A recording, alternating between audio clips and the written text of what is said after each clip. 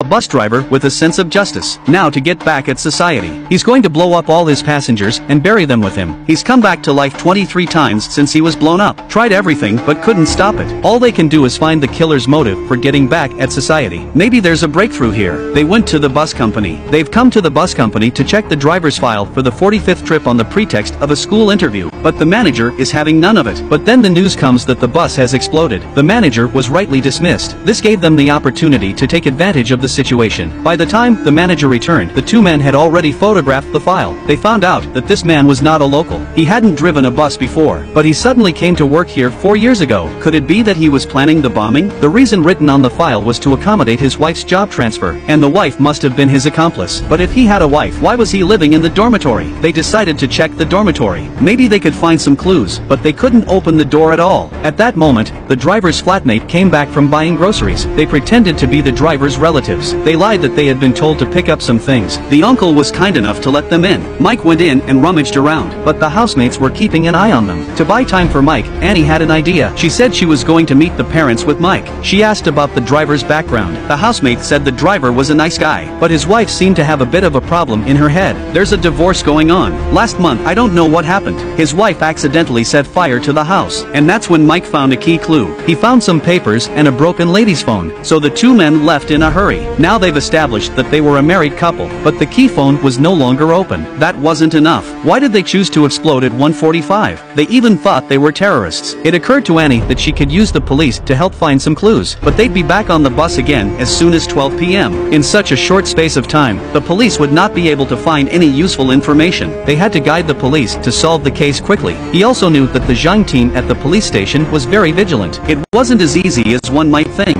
but there was only one way to try.